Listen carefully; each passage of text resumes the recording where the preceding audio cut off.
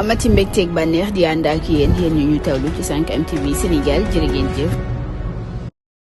gaay nee nañ Sonko de gaay nee nañ Sonko de ngeen nag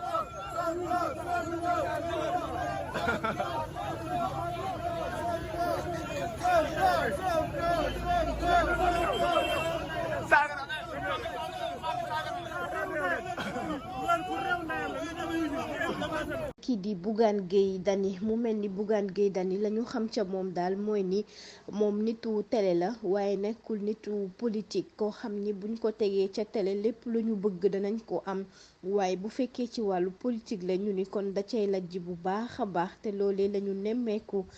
ginnaaw gi ñu gis kon Bougane Gueye Dany ak na mu taxawee ak i tamit Bougane Gueye Dany li mu am ci élection yi ginnaaw li tukkee kon ci résultat yi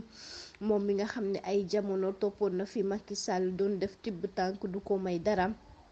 moom Bougane Gueye Dany ginnaaw gi ci la ànd ak Pape Djibril Fall Anta Babacar Ngom ci lañu booloo kon rek taxawal lu jëm rek ci ab coalition tuddee ko sàmm sa kàddu Barthélémy Dias daal di koy jiite mu mel ni kon doon nañ leen itam ba ñu yëkk làpp yi saf loolu ginnaaw kon ñoom nga xam ne Déthié Fall nekkoon na ci ñoom te bokkoon ci fukk ak benn ci place bi ginnaaw kon bi leen Déthié Fall jiitoo tey jii gi Déthié Fall génn ca mu mel ni kon moom la ko daloon Bougane Gueye Dany ca Macky Sall dalaan na ko tey jii kon ci kii di Ousmane Sonko ak Diomaye ginnaaw ba mu leen toppee du leen may dara ndax gis nañ ni kon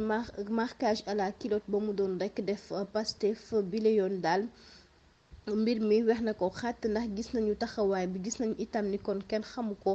moom dañ koy topp rek ndax ginnaaw dafa siiw dañ koy topp itam rek ginnaaw kon mi ngi def actualité ndax gis nañu ci journaux yi nañu koy rek daal di fësale waaye bu fekkee ni ci wàllu politique la daal kon gëmuñu ko te toppuñu ko benn yoon yaakaaruñu ko kon lañu fësal ñoom askan wi mooy ni Pastef kon dañu topp